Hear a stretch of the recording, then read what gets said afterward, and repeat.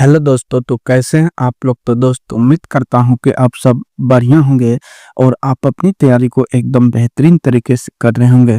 तो साथियों, आप सभी के लिए हम बिहार पुलिस का जो प्रैक्टिस सेट कर रहे हैं, तो साथियों उसी क्रम में जो है आज बिहार पुलिस का पहला प्रैक्टिस सेट करेंगे।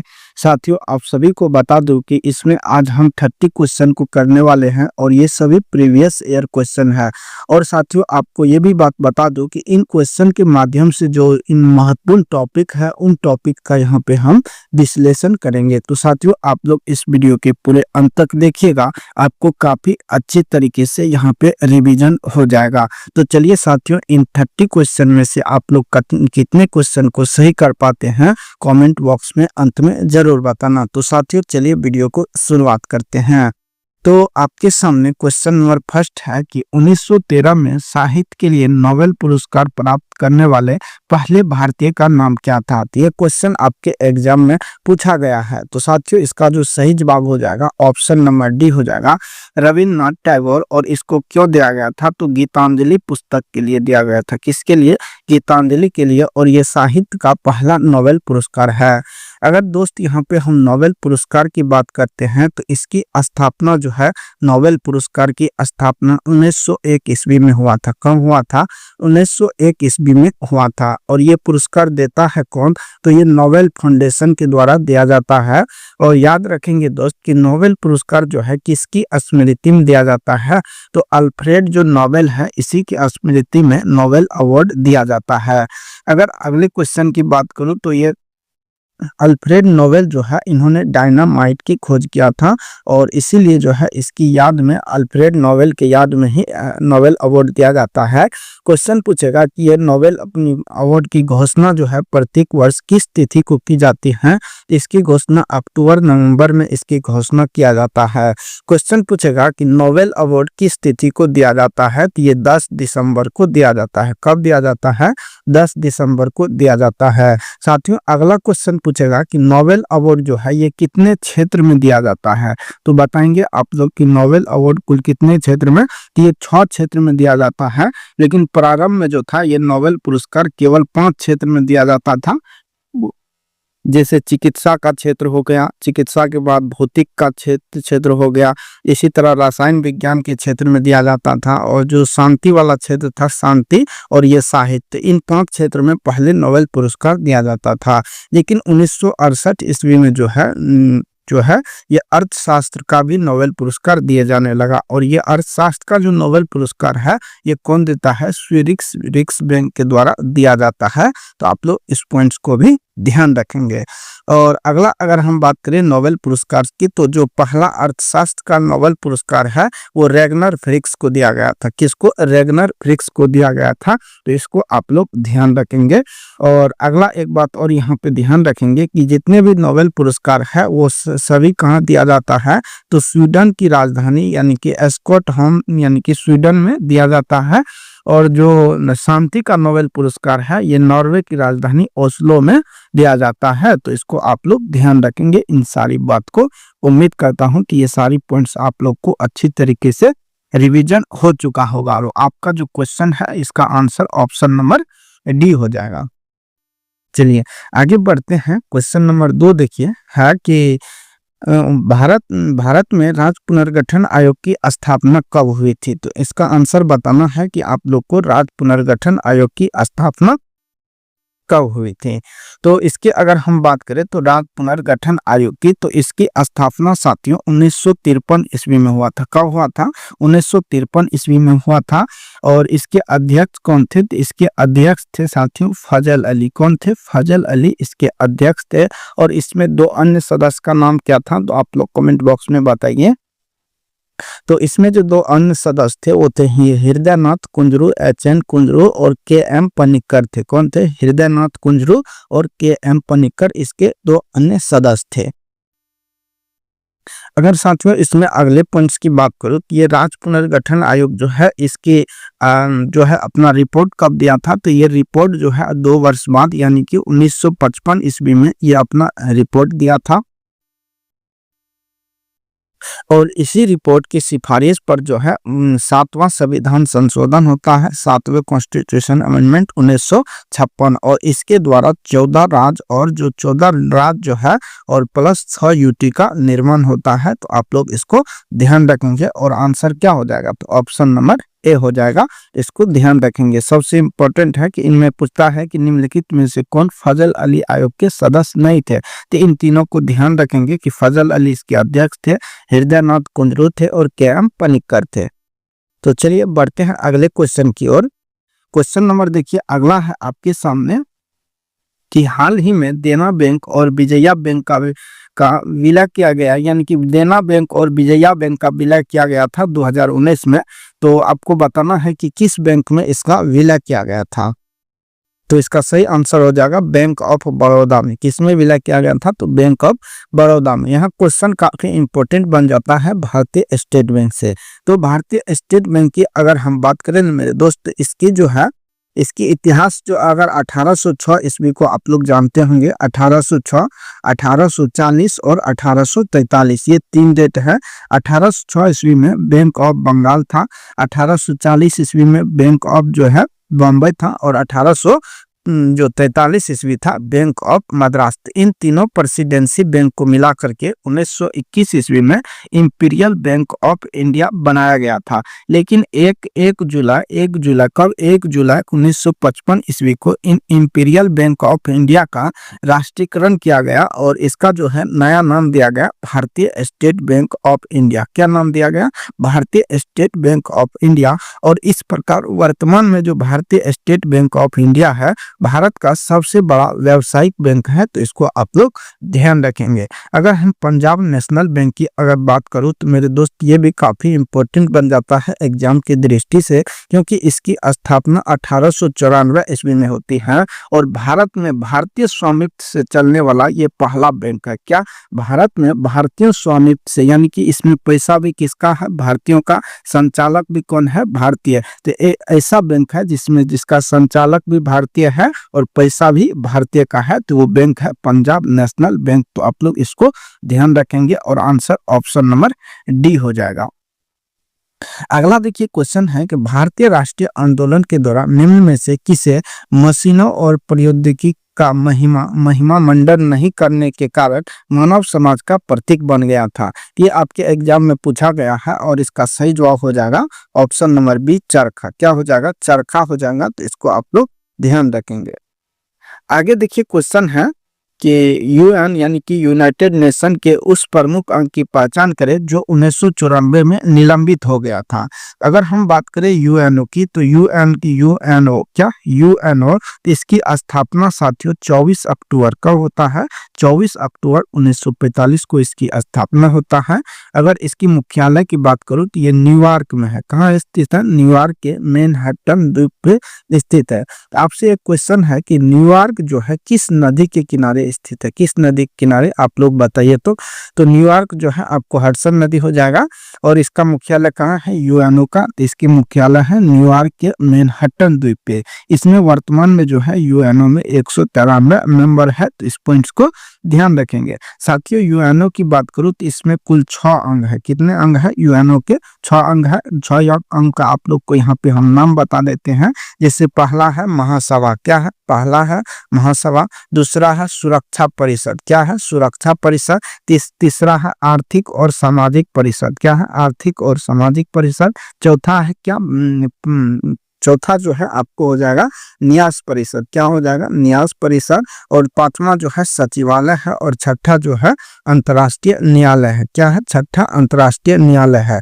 तो इसी जो न्यास परिषद है इसका एक बार 1994 ईस्वी में ये निलंबित हो गया था। तो इसका आंसर ऑप्शन नंबर डी हो जाएगा, न्यास परिषद। तो इसको आप लोग ध्यान रखेंगे। और यहाँ से काफी सारा क्वेश्चन बनता है, तो वो आगे है वीडियो में आप लोग को बताएंगे। धीरे धीरे इसी तरह से हम सारी टॉपिक को रिवीजन करते रहेंगे। तो चलिए साथियों बढ़ते हैं और अगले क्वेश्चन की ओर। देखिए आपके सामने क्वेश्चन है कि फूलों के अंडाशय के अंदर छोटे मनके जैसे संरचना को क्या कहते हैं। तो साथियों अगर आपने वो बायोलॉजी वाला वीडियो मेरा देख रहे होंगे तो उसमें काफी सारा क्वेश्चन साइंस से आपके एग्जाम में देखने को मिलता है। तो ये जो है अंडाशय है और इसमें जो ये इस तरह से ये जो मनके वाला आकृतिक है इसे हम बीजाणु कहते हैं। क्या कहते हैं? बीजाणु कहते हैं। तो आंसर ऑप्शन नंबर सी हो जाएगा। क्वेश्चन पूछता है कि पुष्प का जो नर जनन अंग है उसे हम क्या कहते हैं। तो नर वाला भाग को हम पुंकेसर कहते हैं और जो स्त्री वाला भाग है उसे हम क्या कहते हैं। तो स्त्री वाले भाग को हम अंडाशय कहते हैं। क्या कहते हैं? अंडाशय कहते हैं। और इसको आप लोग ध्यान रखेंगे। आगे देखिए क्वेश्चन है यानी कि अंतर्राष्ट्रीय नृत्य दिवस कब मनाया जाता है। तो साथियों इससे यह संकेत मिलता है कि हमें दिन और दिवस को एक बार जरूर देख लेना चाहिए। क्या? दिन और दिवस को एक बार जरूर देखना चाहिए।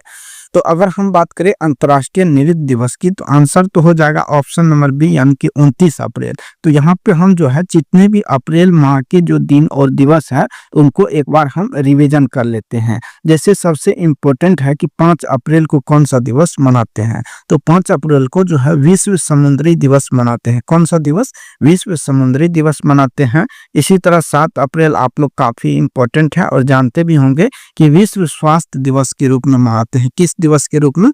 7 अप्रैल को विश्व स्वास्थ्य दिवस के रूप में मनाते हैं। अगर इसी तरह बात करें तो 10 अप्रैल तो ये भी काफी मोस्ट इंपॉर्टेंट है और ये विश्व हेमोपैथी दिवस मनाते हैं। कौन सा? 10 अप्रैल को विश्व हेमोपैथी दिवस। और 14 अप्रैल आप भी जानते हैं कि ये अम्बेडकर जयंती है। क्या है? अम्बेडकर जयंती कब मनाते हैं? 14 अप्रैल को मनाते हैं। और 15 अप्रैल को क्या मनाते हैं आप लोग बताइए। तो 15 अप्रैल को आर्ट एंड कल्चर यानी कि काला दिवस मनाते हैं। कौन सा? काला दिवस पूछेगा तो ये 15 अप्रैल को मनाया जाता है। अगर पूछेगा कि 18 अप्रैल को कौन सा दिवस मनाते हैं तो ये विश्व विरासत दिवस मनाते हैं। कौन सा दिवस? विश्व विरासत दिवस मनाते हैं। इसी तरह 19 अप्रैल भी काफी इंपॉर्टेंट है। 19 अप्रैल को कौन सा दिवस? लीवर दिवस मनाते हैं। कौन सा दिवस मनाते हैं? लीवर दिवस मनाते हैं। और अगर बात करें 21 अप्रैल की तो 21 अप्रैल को सिविल सेवा दिवस। कौन सा? सिविल सेवा डे जो है 19 यानी कि 21 अप्रैल को हम मनाते हैं।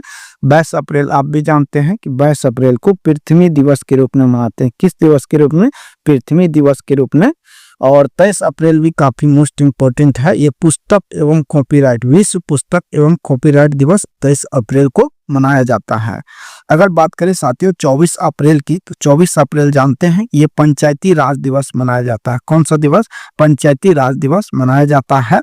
और जो 25 के बाद यानी कि 24 के बाद 25 अप्रैल भी इम्पोर्टेंट है। तो 25 अप्रैल को मलेरिया दिवस, विश्व मलेरिया दिवस कब मनाया जाता है? तो 25 अप्रैल को। तो इन सारी पॉइंट्स को साथ ही ध्यान रखेंगे। सभी मोस्ट इम्पोर्टेंट अप्रैल माह के दिवस है। तो इसी तरह हम अलग अलग प्रैक्टिस सेट में अलग अलग मंथ के जो दिवस है उसको हम कवर करेंगे। क्वेश्चन अगला देखिए आपके सामने है। क्वेश्चन आपसे पूछा गया है मेरे दोस्त कि पौधे द्वारा प्रोटीन व अन्य यौगिक के संश्लेषण में किस आवश्यक तत्व का उपयोग किया जाता है। तो इसका सही जवाब हो जाएगा ऑप्शन नंबर डी। क्या? नाइट्रोजन। क्या हो जाएगा? नाइट्रोजन हो जाएगा। आपसे क्वेश्चन है कि पौधा जो अपना भोजन है ये किस रूप में ग्रहण करते हैं। तो याद रखेंगे मेरे दोस्त नाइट्रेट के रूप में। किस रूप में? नाइट्रेट के रूप में पौधा अपना भोजन ग्रहण करते हैं। अगर बात करें नाइट्रोजन की तो ये वायुमंडल में सर्वाधिक मात्रा में पाए जाने वाला तत्व है। क्या है? वायुमंडल में सर्वाधिक मात्रा में कौन सा तत्व पाया जाता है?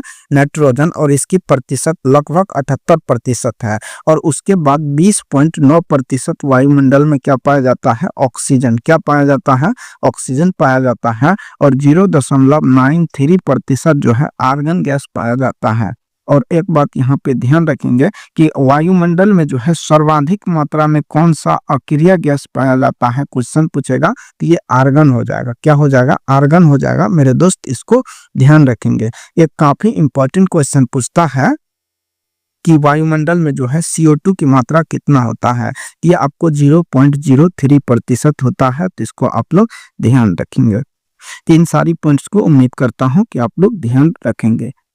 अगला क्वेश्चन देखिए कि निम्नलिखित में से कौन सी रचना मुंशी प्रेमचंद्र द्वारा लिखी गई है। तो अगर हम बात करें कामायनी की तो ये आपको जयशंकर प्रसाद की है। किसका है? कामायनी जयशंकर प्रसाद की है। यम की बात करें तो ये आपको महादेवी वर्मा की है। किसकी है मेरे दोस्त? महादेवी वर्मा का हो जाएगा।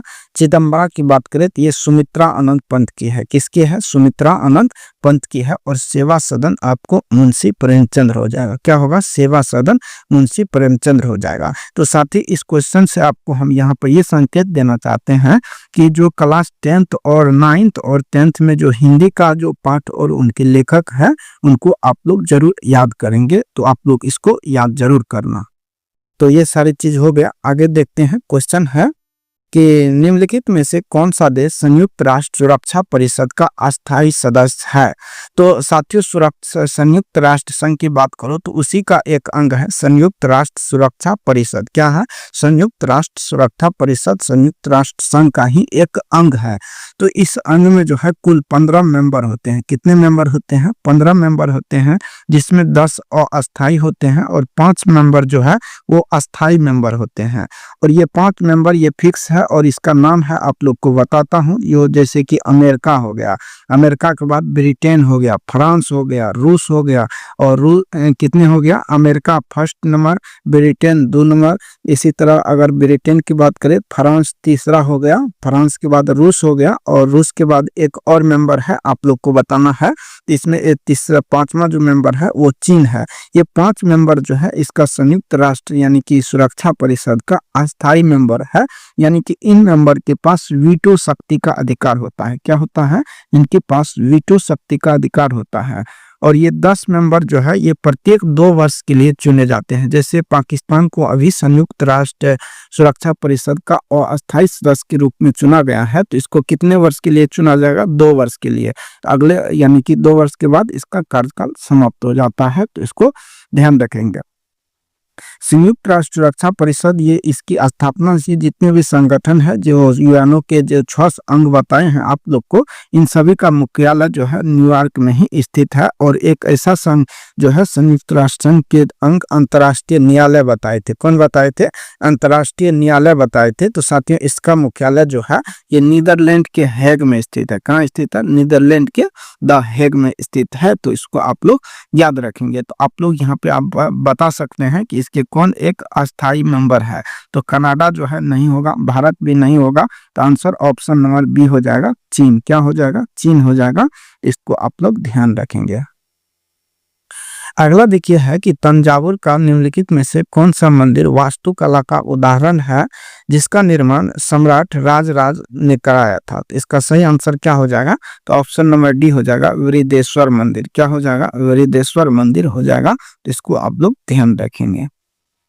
अगला देखिए क्वेश्चन है कि यदि किसी वस्तु का द्रव्यमान पृथ्वी की सतह पर 60 केजी है तो चंद्रमा की सतह पर व्यक्ति का द्रव्यमान क्या होगा? काफी मोस्ट इंपॉर्टेंट है। कई स्टूडेंट जो है इसको गलत आंसर लगा देते हैं। तो बताइए आप लोग क्या आंसर लगाए हैं इसका? तो इसका साथियों सही जवाब ऑप्शन नंबर सी हो जाएगा। अगर आप लोग कहिएगा ऐसा क्यों, तो देखिए किसी भी वस्तु का जो द्रव्यमान है वो नियत रहता है, वो किसी भी स्थान पे नहीं बदलता है। अगर यहीं पर लिखा रहता कि किसी भी व्यक्ति का भार पृथ्वी पर 60 केजी है और तो चंद्रमा पर उस व्यक्ति का भार कितना होगा, तो भार जो है 1/6 गुना हो जाएगा, यानी कि 10 केजी चंद्रमा पर वस्तु का भार हो जाएगा। तो इस तरह से अगर भार दिया रहता तब हम 1/6 लगाते, लेकिन यहाँ पे भार नहीं है, तो इसीलिए हमारा आंसर क्या हो जाएगा? ऑप्शन नंबर सी हो जाएगा।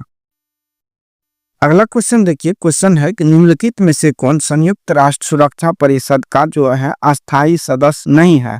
तो ये आपको चीन बताए हैं अस्थायी सदस्य है, यूनाइटेड किंगडम भी है और फ्रांस भी है। लेकिन जापान जो है यूएनओ का संयुक्त राष्ट्र सिक्योरिटी काउंसिल जो है इसका अस्थायी मेंबर नहीं है। तो ऑप्शन नंबर यहाँ पे डी बिल्कुल सही जवाब हो जाएगा। आगे क्वेश्चन देखिए, क्वेश्चन है कि लोकसभा सदस्यों की अधिकतम संख्या कितनी होती है? तो साथियों यहाँ पे अगर हम बात करें तो आर्टिकल नंबर आप लोग पढ़े होंगे कि आर्टिकल नंबर 81 क्या है? 81 में लोकसभा की संरचना के बारे में बताया गया है। क्या बताता है आर्टिकल 81? तो लोकसभा की संरचना के बारे में बताता है। और ये इसमें बताया गया है कि लोकसभा में अधिकतम जो सीट होगा वो 552 होगा। और ये 552 में से कैसे कैसे ये 530 होगा, 530 यानी कि जो निर्वाचित होगा, सॉरी 530 प्लस जो है आप आपको यानी कि ये राज्य से आएगा और 20 सदस्य जो है केंद्र शासित प्रदेश से आएगा और 2 सदस्य को मनोनीत किया जाएगा।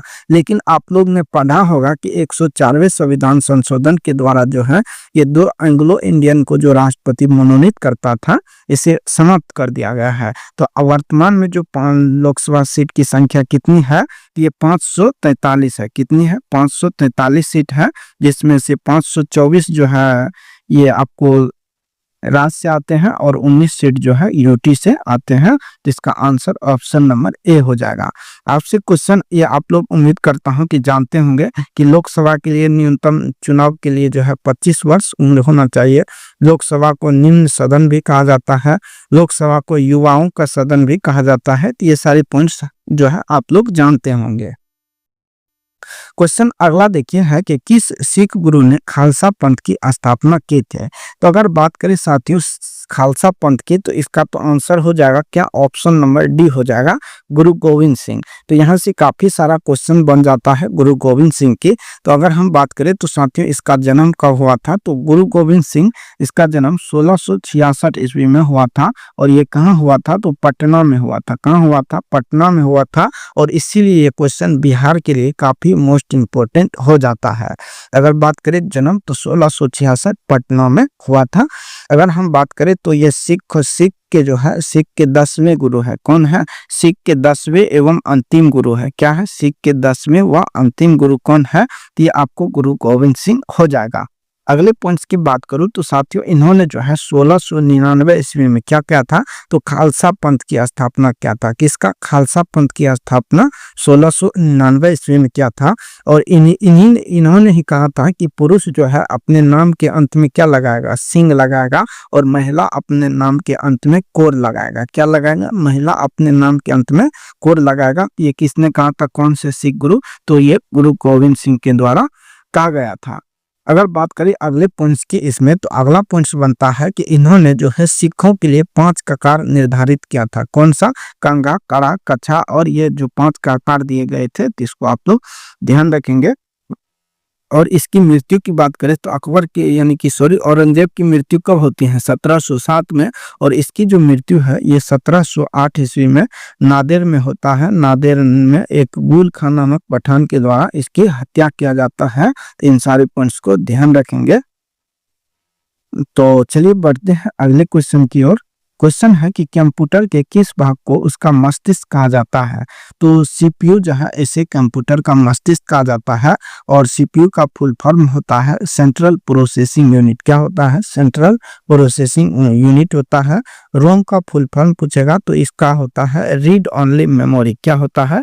रीड ओनली मेमोरी होता है। मॉनिटर एक प्रकार का कैसा डिवाइस है? ये आपको आउटपुट डिवाइस है। क्या है? आउटपुट डिवाइस है। इसको आप लोग ध्यान रखना दोस्त।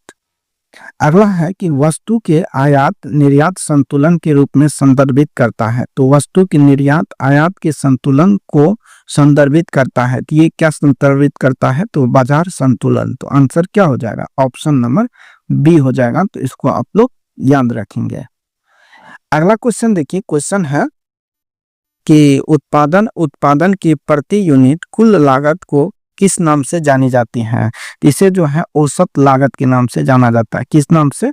औसत लागत के नाम से जाना जाता है। तो इसको आप लोग याद रखना। आगे बढ़ते हैं। अगले क्वेश्चन देखिए। क्वेश्चन है कि कुछ जीवों द्वारा जीव कार्बनिक डाइऑक्साइड और पानी के रूप में अकार्बनिक स्रोत से प्राप्त सरल खाद्य पदार्थ का उपयोग करते हैं। इन जीवों को किस नाम से जाना जाता है? कहने का मतलब है कि यहाँ पर जो है क्या हो रहा है, तो कार्बन डाइऑक्साइड और जल का जो है ये मिला करके ग्लूकोज, तो ऐसा काम कौन करता है? तो हरे पौधा। और हरे पौधे को हम क्या कहते हैं? स्वपोषी कहते हैं। तो आंसर क्या हो जाएगा? ऑप्शन नंबर ए हो जाएगा। अगर बात करें दोस्त मृत जीवी की, तो मृत जीवी क्या है कि ये जो सड़े गले चीज है इसका अपघटन कर अपना भोजन तैयार करता है, ये मृत जीवी है। क्या है? मृत जीवी है। तो इसको आप लोग ध्यान रखना। अगला है कि इनमें से कौन पूंजी प्राप्ति का हिस्सा नहीं है। तो देखिए, ऋण वसूली से हम पूंजी प्राप्त करते हैं, उधारी हो जाएगा, और जो विनिवेश है, ये तीनों है। लेकिन कर जो है, ये टैक्स जो है, ये पूंजी प्राप्ति का हिस्सा नहीं है। तो आंसर इसीलिए ऑप्शन नंबर ए होगा। तो आप लोग इस पॉइंट्स को ध्यान रखेंगे, काफी मोस्ट इंपॉर्टेंट है। अगला क्वेश्चन देखिए कि तमिल नववर्ष किस नाम से जाना जाता है। अगर बात करो साथियों, तमिल नववर्ष, तो अलग अलग राज्यों में जो है नववर्ष को अलग अलग नाम से जाना जाता है। तो सबसे अगर हम बात करें गुजरात से, तो गुजरात में जो है वेस्टु वरस होता है। क्या होता है? गुजरात में वेस्टु वरस होता है। महाराष्ट्र की अगर हम बात करें, उससे नीचे महाराष्ट्र है, और यहाँ पे क्या होता है? गुड़ी पड़वा होता है। क्या होता है? गुड़ी पड़वा होता है। इसी तरह कर्नाटक में बात करें तो कर्नाटक भी फेमस है। तो कर्नाटक में जो है, कर्नाटक हो गया, उसके बाद आपको तेलंगाना हो गया। क्या हो गया? तेलंगाना हो गया, और आंध्र प्रदेश। इन तीनों राज्य में जो है उगादी कहा जाता है। क्या कहा जाता है? उगादी कहा जाता है। और केरल के जो नववर्ष है उसे हम विशु कहते हैं। क्या कहते हैं? विशु कहते हैं। इसी तरह तमिलनाडु में जो है उसे पुथुंडू कहते हैं। क्या कहते हैं? पुथुंडू, और या पुथुंडू या वरुसा, क्या कहते हैं? वरुसा पिरापू, वरुसा पिपापू पिरापू या पुथुंडू भी हम कहते हैं। तो इसको ध्यान रखेंगे। तमिलनाडु के बाद आता है, आपको उड़ीसा बता दिए हैं। उड़ीसा में क्या कहते हैं आपको बताना है कि उड़ीसा का जो नववर्ष है इसे हम क्या कहते हैं। तो उड़ीसा का जो नववर्ष है साथियों, उससे हम किस नाम से जानते हैं, तो आपको बताना है। तो उड़ीसा में जो है आपको हो जाएगा पन्ना संक्रांति। क्या हो जाएगा? पन्ना संक्रांति हो जाएगा। इसी तरह बंगाल में बात करें तो बंगाल में जो नववर्ष है इसे हम कहते हैं, आपको बंगाल के जो नववर्ष है इसे हम कहते हैं पोइला वैशाख। तो आप लोग इसको ध्यान रखेंगे। और बिहार में जो है इसको जुड़ शीतल कहते हैं। क्या कहते हैं? जुड़ शीतल कहते हैं। तो इसको आप लोग ध्यान रखना। अगला क्वेश्चन देखिए, क्वेश्चन है कि न्यूरॉन न्यूरॉन के जो न्यूरॉन के किस भाग में सूचना की प्राप्ति होती है। ये आपको हो जाएगा डेंड्राइट। क्या हो जाएगा? डेंड्राइट हो जाएगा। तो ऑप्शन नंबर सी हो जाएगा। न्यूरॉन की बात करें तो ये तंत्रिका तंत्र की संरचनात्मक एवं क्रियात्मक इकाई क्या है, तो ये न्यूरॉन होता है। अगर बात करें तो न्यूरॉन, ये मानव में जो है सबसे लंबी कोशिका कौन सी है, तो ये न्यूरॉन है। कौन सी है? न्यूरॉन है। तो इसको याद रखना। क्वेश्चन है कि सेरीकल्चर निम्नलिखित में से किससे संबंधित है। तो सेरीकल्चर जो है आपको किससे हो जाएगा, तो ये रेशम की कृषि से। किससे हो जाएगा? रेशम की कृषि से। मछली के लिए हम किसका करते हैं, तो जो है मछली के लिए जो है पीसी कल्चर होता है। क्या होता है? पीसी कल्चर होता है। और मधुमक्खी के लिए जो है आपको एपी कल्चर होता है। क्या होता है? एपी कल्चर होता है। और अगर हम बात करें केचुए की खेती के लिए वर्मी कल्चर होता है। और जैतून की कृषि के लिए जो है ओलेरी कल्चर होता है। तो इसको ध्यान रखना। अगला देखिए है कि सामान्य केंद्रीय प्रवृत्ति को माप सबसे उपयुक्त औसत मान क्या होता है, कि आपको माध्य हो जाएगा। क्या होगा? माध्य होगा। इसको याद रखना। अगला देखिए कि गोबी मरुस्थल किस महाद्वीप में स्थित है, तो यह चीन और मंगोलिया की सीमा पे स्थित है। तो आंसर ऑप्शन नंबर डी हो जाएगा। क्वेश्चन है कि टकला मकान मरुस्थल कहाँ है, तो ये आपको चीन हो जाएगा। कहाँ होगा? चीन हो जाएगा। यहाँ पे हम विश्व के मरुस्थल को देखते हैं। तो जैसे कालाहारी मरुस्थल की बात करें तो कालाहारी मरुस्थल जो है ये आपको दक्षिण अफ्रीका हो जाएगा। क्या होगा? दक्षिण जो है अफ्रीका हो जाएगा। इसी तरह सहारा मरुस्थल जो है उत्तरी हो जाएगा। क्या? उत्तरी अफ्रीका हो जाएगा। और आगे इसी तरह अगर बात करें साथियों थार मरुस्थल की, तो थार मरुस्थल जो है ये भारत और पाकिस्तान में स्थित है। तो इसको आप लोग ध्यान रखेंगे। आगे देखिए, क्वेश्चन है कि राज तरंगिणी के लेखक कौन है, तो आंसर क्या हो जाएगा? कल्हन होगा। कालिदास की बहुत सारी पुस्तक है, जैसे विक्रमोर्वशीयम है, अभिज्ञान शाकुंतलम है। चंद्रवरदाई जो है ये पृथ्वीराज रासो की है। जयदेव जो है ये गीत गोविंद की है। तो इसको ध्यान रखेंगे। यहाँ देखिए, क्वेश्चन है कि पानीपत का दूसरा युद्ध कब और किसके बीच हुआ था, कि आपको हो जाएगा 1556 ईस्वी में अकबर एवं हेमू के बीच हो जाएगा। तो आंसर ऑप्शन नंबर डी हो जाएगा। देखिए, अगला 3 क्वेश्चन करंट अफेयर का मैंने रखा हूं। क्वेश्चन है कि समान नागरिक संहिता लागू करने वाला पहला राज्य कौन सा है, कि आपको हो जाएगा गुजरात। और दूसरा राज्य लागू क्या है, वो है गुजरात है। तो इसको आप लोग ध्यान रखेंगे। और पहला राज्य उत्तराखंड है। इसको याद रखना। अगला क्वेश्चन है कि 59वां ज्ञानपीठ पुरस्कार 2025, तो ये विनोद कुमार शुक्ल और ये छत्तीसगढ़ से संबंधित है, इसको दिया गया है। अगला देखिए, ये भ्रष्टाचार बोध सूचकांक है, तो आप लोग को इसमें रैंक जो है भारत का 96 है। तो क्वेश्चन यहाँ पे आप लोग को जो है एक जो देता हूँ, तो साथियों आप लोग जो है महत्वपूर्ण जो इंडेक्स है इसको देख लीजिएगा और पुरस्कार और सम्मान वाला टॉपिक को आज कवर कीजिएगा। इस तरह से आप लोग इसको देख लीजिएगा एक बार। तो साथियों ये आप लोग को मेरा प्रैक्टिस सेट कैसा लगा कमेंट बॉक्स में ज़रूर बताइएगा। तो साथियों अगर पसंद आया है एक लाइक ज़रूर करना। तो थैंक यू।